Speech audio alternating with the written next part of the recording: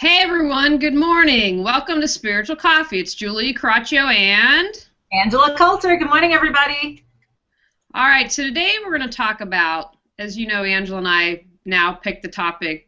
We did it 1 minute before. I guess we're getting better in our old age. So when we were talking about what to talk about this morning, the events in Ferguson came up. But we want to talk about this from a spiritual perspective and how all of us are working to raise our consciousness and raise our vibration, or most of us are, hopefully, in awareness, and how events can distract us to keep us from remembering. So you're going along, you're working on yourself, and then maybe there's something the ego says, whoa, buddy, got to hold up, and I'm going to prevent you, don't want to remember, and the ego's just doing its job, so we can't get cranky with him or her. But that events like this, what are they really doing? How are they impeding our spiritual development? So that's where we're going to start off today. All right, Angela, what are your thoughts? Yeah, it's one of the topics that keeps on coming up over and over again. I've been talking to clients and friends and myself in meditation and stuff because what we're coming to is this period of stepping into truly who we came here to be. And it's not even it's like no holds barred now, beyond expectation, beyond imagination. It's really time for the peak or the apex of the symphony, and we're all in place. So we passed through this gateway, doorway, whatever you want to call it, about 3 weeks ago, 3-ish weeks ago, across the universe, not just here on Earth, it's across the universe. And now it's like this, now it's the piece of resolution of all of it, so we can, move on to the next game, or whatever you want to call it, Universe 2.0. So the cool part about it is, yeah, now we really get to shine. The scary part about it is, yeah, we really now get to shine, and there's nothing to hide us, and if the ego wants to, be stuck in the separation, which is, the ego's job has been to explore individuality and separation, and that has been its function in this whole universe of duality. But what's going on is, the ego says, what? I have to be no shields, I have to be completely truth, my truth, I have to shine my light, and there's no excuses anymore, there's no rationalizations, there's no limitations. And when I do that, that's pretty scary, because we're so out of the habit of doing that. So what's going on right now is there's sort of like a little bit of frenetic stuff going on all over, and I see it individually with people, including myself. I see it as a collective. We are doing, the egoic function here in the 3D is getting really, really masterful at saying, you know what, oh, we'll just distract ourselves with this. We'll just distract ourselves with this. Oh, I can't get to doing the important stuff because I got to do all this stuff. I've got to do the dishes, and I've got to do the laundry, and I've got to, take my kid to the dentist. I've got to do this, and I've got to take my car, and it's like, yeah, this thing's got to get done. But the funny part is how we will allow it to take our entire, focus. It'll allow us to become victim to our own reality and say, oh, well, I just couldn't do it because I had this. And that's coming up with everyone in all these different forms. And it's what's even funnier, including myself, is when you actually press on it and you put the mirror in front of you, the ego gets so irritated at it being called out. And that's how I know it's so funny. There are these conversations that I've been having, and I've been saying, oh, so you realize it's just a distraction that you're putting in your way, and you don't really have to do that. You can actually reorganize it so that it doesn't have to take up all that time. And then it's funny how cranky many get when you call them on it, including myself, like I said, because it's like, oh crap, I thought I had this. I thought I was going to be able to shield this or hide this or whatever.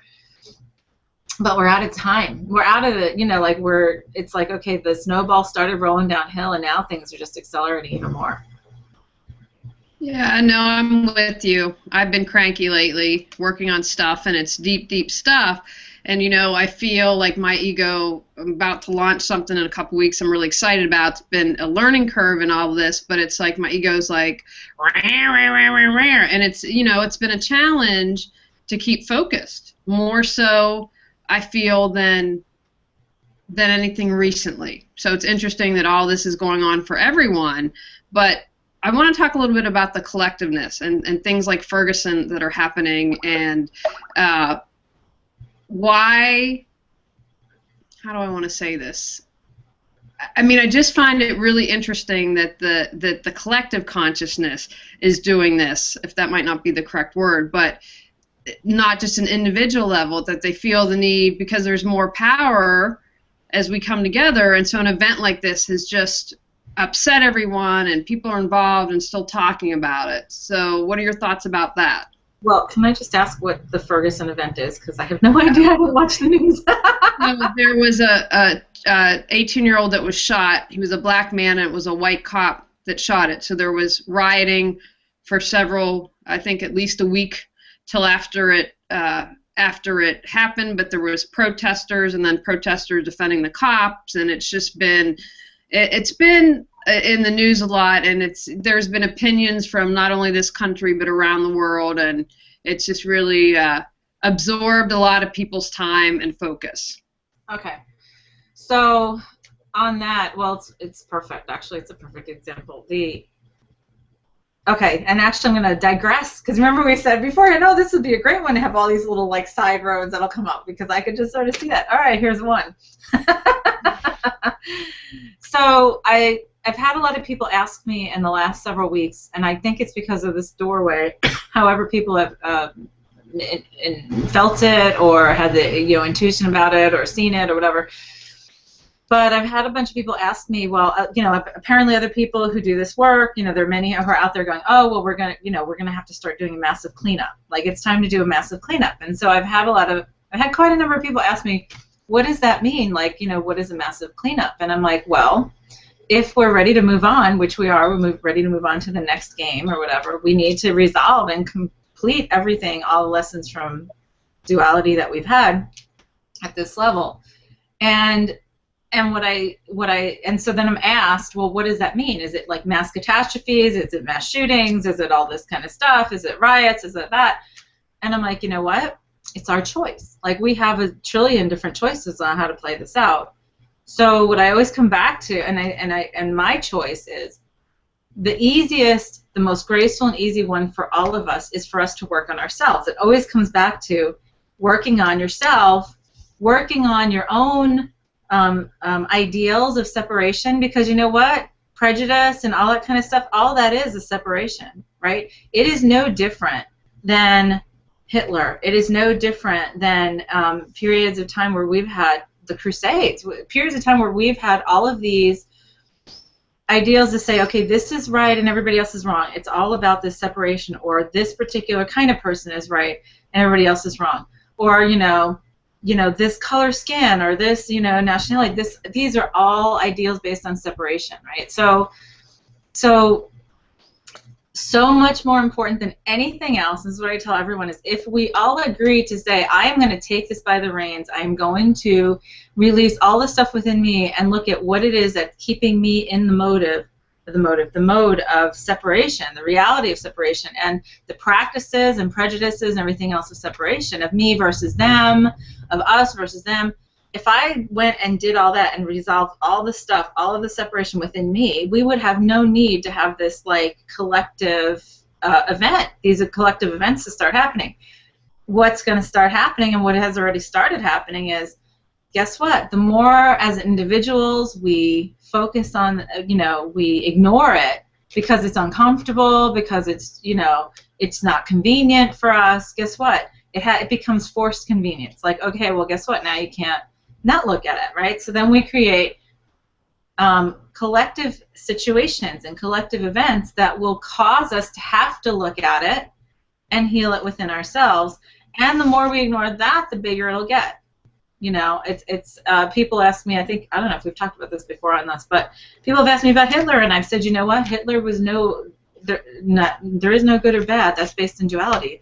Hitler and the whole Nazi regime and the World War II thing and all that kind of stuff all came from this collective forgetfulness or refusal to remember our connectedness, and we lived in such separation and such refusal to look at it that we had to create such a huge event for us to remember our connectedness.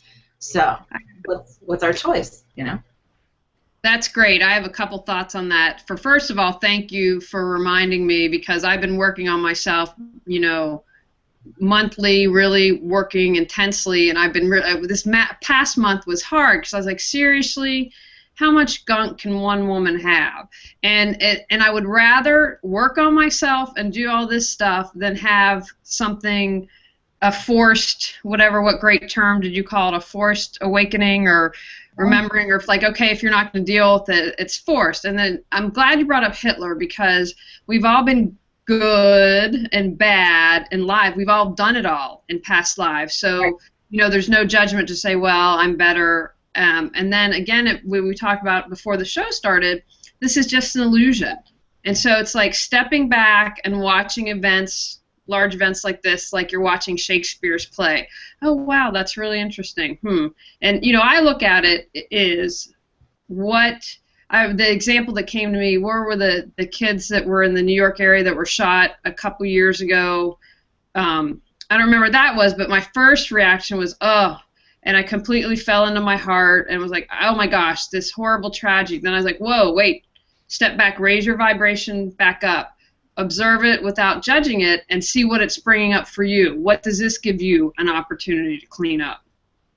Right, right, and that's actually really what our job is, because, you know, whenever we have something like that, whether it is some kind of man-made event or some kind of, you know, natural disaster or whatever, you know, I always get the question like, well, what is the purpose of this? You know, what is the purpose of this and how terrible? And I'm like, well, there's nothing terrible. That's a judgment based in duality.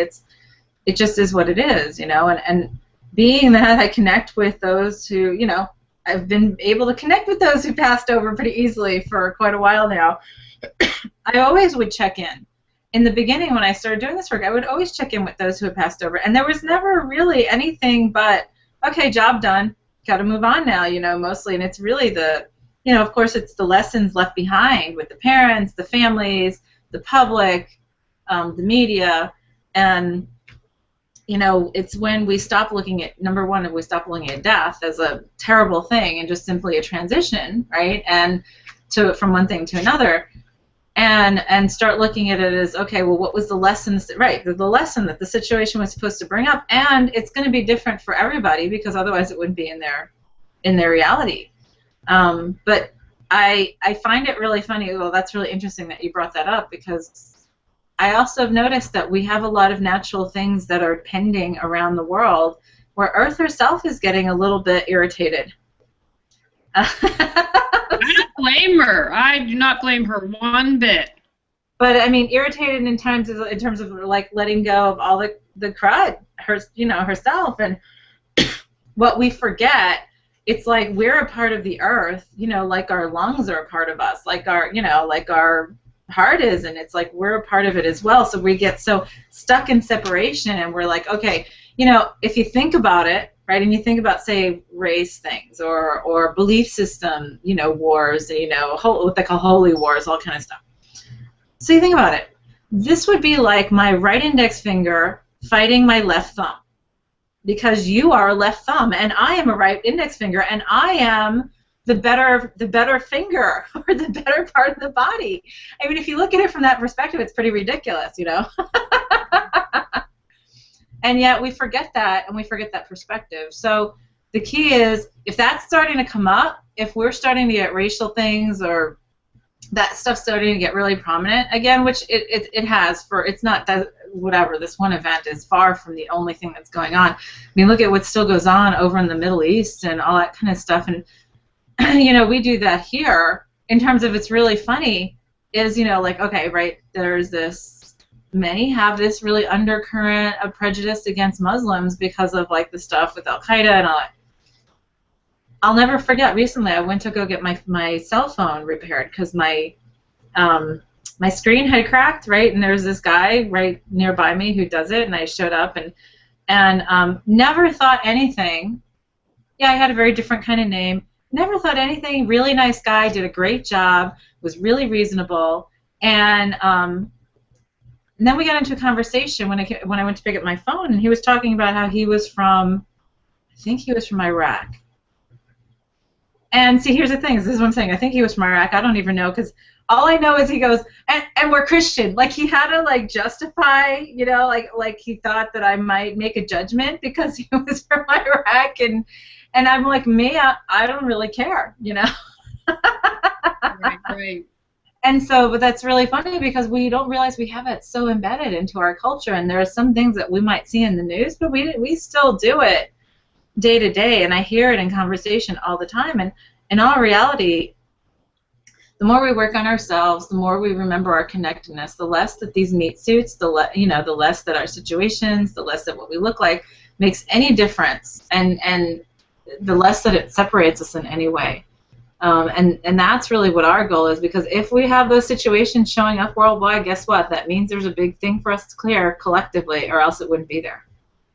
Right. I think it's also important to remember to honor whatever comes up and not to judge it, because that's an opportunity for come up and clear. And like, I had something come up and I was like, oh, and I burst into tears and said, oh, I'm such a bad person. And I'm like, no, you aren't. You just, you know, you did whatever in the past life, you're doing it this life, it's all good. And to know that that is, when it comes up, if you can honor it, recognize it, then you can release it. I mean, as a queen of stuffing things most of my life, it does no good to stuff it back down and to judge yourself. You're like, okay, it is what it is, recognize it, let it go.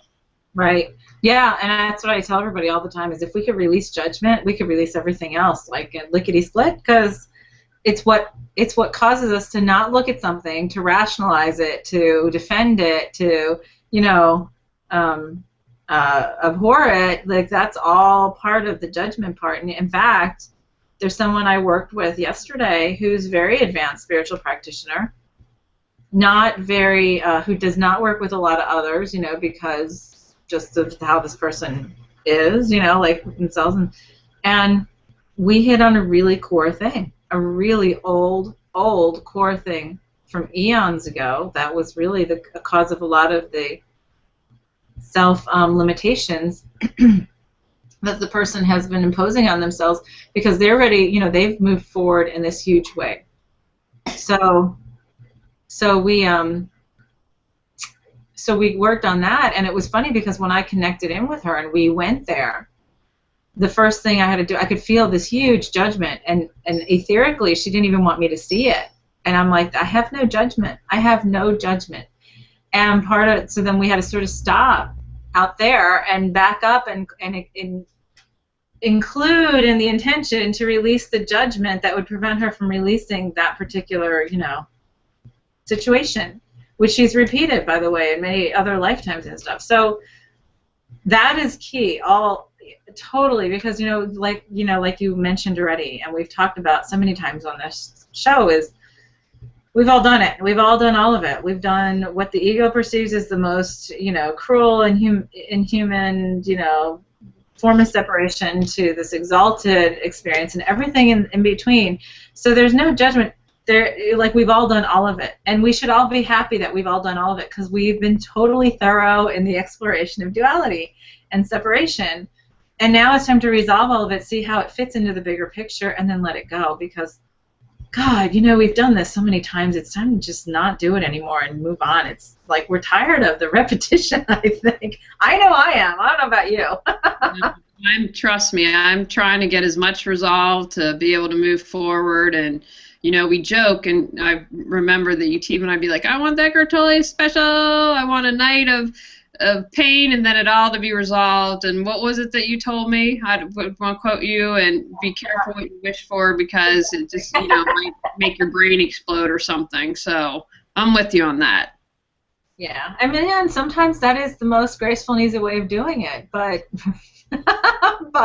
yeah, often not. So, you know, I always tell everyone, you know, my whole intention has to do with the grace and ease. But the important part is the willingness for us to look in the mirror at ourselves, right? To remember, number one, okay, and that's the way we release judgment too, is when we remember that this part of us, this consciousness here, is a very small piece of our huge consciousness and the divine consciousness that we are. And we remember that, oh, well, we're just directors, writers, and producers and actors in the play that we created. That's a very small piece of the play and the rest of the universe, that we're in there too, you know, where we are also. it's a lot easier to remember the illusion. You know, that's a lot of work I've been doing, is releasing anything that prevents me from remembering, that, you know, that would prevent me in any moment from remembering that this is illusion. Because the more we are completely fluid to this and accepting and in love, the easier it will be to let go of the stuff that holds us back while we're here. Absolutely. And I want to add something that I've noticed that's happening when I remember my dreams. And sometimes I'll have like a very similar dream, you know, maybe not night after night after night, but maybe one week and then the next week. And what I've noticed is, as I clear stuff out, is that my dreams are different in how I react. So for instance, I was trying to remember one. I was in a car accident, and then I was like really angry at the person that had hit me, and then it happened later, and then I reacted from a place of, okay, it is what it is, non-judgment, non-whatever, and to me that represents, as I clear myself and get rid of judgment and everything, that it's also translating in my dreams to stay conscious and stay aware and stay in a higher vibration. Yes, also we are choosing, those of us who do prefer the grace and ease part, in many cases, we are choosing to resolve a lot in our dreams, period. And it sort of feels like when you do that, it's like a mirror back to yourself to like, yay, you know, you cleared this. Okay, we cleared this. Yay, we can move on. You know, I have noticed that this level of consciousness or reality is becoming far less real, and as the other parts of our consciousness are feeling almost equally real, including dreams and stuff like that, because we are stepping a lot into other timelines and lifetimes and dimensions, and we're doing a lot of work in the, I guess you call it, what do people call it, like the telepathic channel, like where we are all connected, and it's becoming much more fluid. But I have noticed the same kind of thing sometimes, but also I've also noticed that I've worked out some stuff out there in dreams that, you know, come back and it's like, oh, that was easy, right?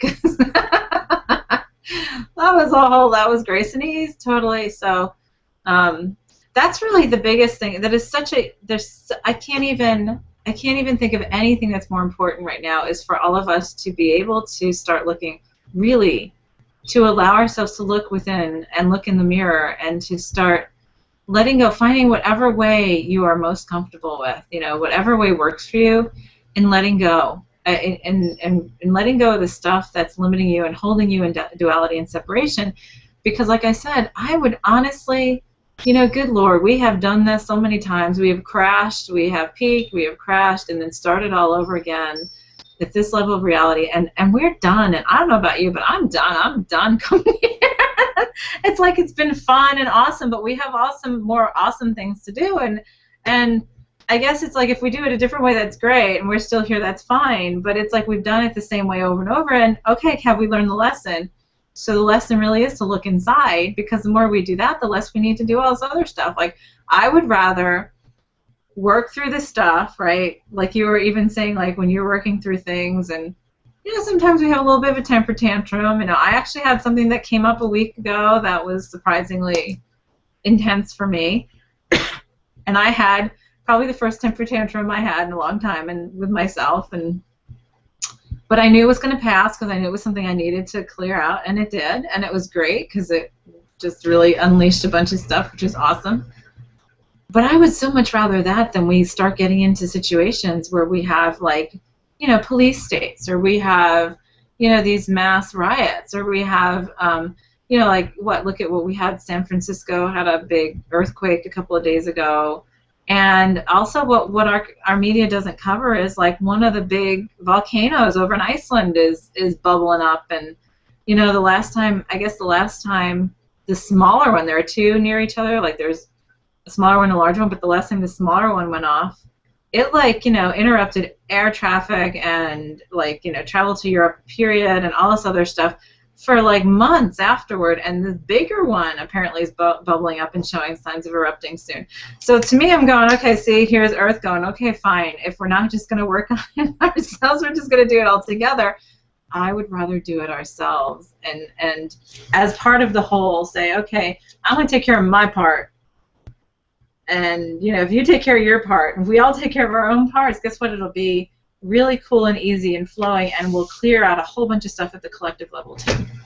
So today's lesson is, if you want to travel to Europe from America or travel from Europe to America, vice versa, then work on yourselves, because the volcano is preventing it. So all we're saying is, I love Italy. I want to go back. I know Angela's got to get over to Scotland in the fall. And so we're just saying, people, just work on yourselves so we can have travel. I think that's a big message to take away from today. Well, travel and communication, because you know what? We start having that kind of stuff, volcanoes going off, the ash goes into our atmosphere. That interrupts all kinds of communication, you know, in 3D, as well as travel and everything else. And guess what? Then guess what happens? If we get cut off from communication like this and losing ourselves in the 3D stuff, then all we'll have to do is look in the mirror at ourselves. Eventually, we're going to force it. It's the same kind of thing. It circles back around no matter how you look at it. Okay, well then I want to just have a quick thought on this, because this is just coming to me. And how do we, I mean, I think you have to be the example, you know, be the change that you want to see, as they say. But how do you inspire others to look at themselves and change? Because, you know, if you were to go to some people and be like, hey, you know, the earthquakes and volcanoes and everything that's going on is related to our not looking at ourselves and clearing stuff, and they think you were a nut job. Well, then that's their path, you know. But I think the more of us who do it, I have a lot of people who come into me and they say the same thing. Well, you know, they're working on themselves, and then they worry about their husband or their wife or their kids or their parents or their friends. You know, it's like, I'm worried about this or I'm worried about that. You know, for a while it was, well, I'm worried about, you know, they're thinking of our shifting in such a biblical sense of, you know, I guess with the, what was that? You know, the Judgment Day thing was, or something like that, and they'd be like, well, you know, what if they get left behind? And I'm like, nobody gets left behind, because we're never really apart. It's just we all get there at different points. And so the thing is, if we work on ourselves, right? And that's why I say, when you work on yourself, you raise your own vibration. When you raise your own vibration, you become a lighthouse and hold the vibration around you, and then others naturally feel that and want to raise their vibration too. So that's a naturally healing occurrence too. We've got a great question. I want to interrupt. Sorry, from Margarita. She asked, how do you stay grounded at the same time as increasing your vibration? Great question. Well, it's funny because it's time for us, and I teach about this a lot. We actually talk about this a lot lately, is the grounding in the traditional sense is a very overrated, because what we tend to do in terms of grounding ourselves is we stick ourselves in the 3D by sort of weighting ourselves down in here. And what I teach is, what my understanding is, it's more important for us to expand the remembrance of our full consciousness without pigeonholing ourselves into a box. And so what's more important is to stay connected at all levels of consciousness than grounding ourselves. Like, and I always say, when people say the word grounding, more often than not, I think of like driving in a car on a side street, and all of a sudden you come up to a corner and there's a stop sign that you didn't see, and you jam on the brakes. It's like, ah! It's almost like that. Versus staying connected, it's much more smooth and flowing if we stay connected to Earth, to our 3D consciousness, as well as all the other levels of our consciousness simultaneously, because then we become far more effective, and we can remember that this is all a game, this is all the illusion, and then it's easier for us to work through stuff when we don't get ourselves really grounded and stuck here in the 3D. Yes, we connect to Earth because physically that's where we're a part of, but grounding, sometimes many times, often many they get themselves stuck. By doing that, they pull themselves out of the remembrance of all their other levels of consciousness and sort of pigeonhole themselves into Earth, and that's really well, it's not helpful either. Well, I can't think of the word that I was trying to think of, but it's like, it's not helpful either, because it's important for us now, again, that's separation. We want to stay connected to all levels of our consciousness at all times, and that includes the connection here in the 3D, because it is part of the bigger picture, and that's the most important part of our efforts, because sometimes people say, well, I'm here on Earth, or I'm out in the ethers. I'm connected or I'm not connected. I'm like, you know, I'm not here, but I'm like, okay, but it's important to be here and be there, not to be here or be there. That's the way I understand it. All right, I have a thought on that. Okay. As you raise, I'm just going to use myself as an example. When I'm vibing high, raised in awareness and consciousness, I'm balanced. I don't need to ground. Right. If that makes sense. Like I'm relaxed, I'm happy, I'm vibing, and when I'm ungrounded, I know I am completely 3D. I like to joke sometimes 2D because I can just feel so out of whack. But when I'm raised in vibration, like grounding for me is a non-issue because it's balance. Does that make sense? Totally. That's perfectly said. I actually had somebody say that to me. I had somebody say that to me once. It was somebody who was an astrologer, and she was looking at my chart or something like that, and we were just having this conversation, and she goes, "You have absolutely no earth in your chart." And I said, "Right, I know that." And she said, "And yet you feel really fine and connected, and you're here, and yet I know you're not here as well." And I said, "Yeah, because that's exactly why, because I don't say I have to be here or there. It's a matter of being connected and knowing that I'm a part of the earth, and I'm a part of the bigger picture, and I'm a part of the divine as all inclusive instead of saying one or the other." I want to share a comment from Margarita about the volcano because this is interesting. She was just in Sweden, and she said she got blasted by being back in the plane, and it took her several days to get back to normal. But last year, she actually visited the volcano in Iceland that we've been talking about, and she said it was very magical, and that the tour guides told her that the volcanic activity is the very thing that actually made life possible on the earth. I think that's a kind of interesting thing because we've been talking about that today, so I want to share that. Yeah, and yeah, it's all interconnected, absolutely, because it is very productive. So, here's our choice. Do we want to just like wipe us all out and start over again, or can we just like clear this out and move on? Not sure, but this is interesting in their tradition that this is where life started. All right, so Angela, final thoughts on our show today. What do you want people to take away? All I would, my request to everybody is just simply look at this from this perspective. Look at what's going on around us from this perspective of, it's our choice to create where we're going from here. It is our choice every step of the way. I've seen a zillion different options of where we go, and so when we work on ourselves, we don't get lost in the illusion, and we can step, and that's part of this self-work that we talk about. No matter what the flavor of ice cream is, it is the effort of releasing our nature here, or what we've done in this whole existence of duality, of being in separation, and releasing that to get into a much more conscious, enlightened state, back to connection and whatever. And when we do that, it all flows a whole lot more easily. That's my choice. And so I'm hoping that all of us are sort of choose that too, because that'll just make us, what happens, even more phenomenal and even more magical than we can even imagine. Instead of having to deal with stuff that holds us back or we feel like limits us or makes us like, deal with something straight on like a punch in the face, I would rather us flow into this magical, place, which is our natural state to begin with. So, what about you? I would say honor everything and don't judge it. Like I'm always joking, really, how much anger can I have? And I think because it's physically exhausts me. But honor where you are. Don't judge it. Take those first couple steps, whatever it is. I promise it's not scary. You can do it. Just go through the fire.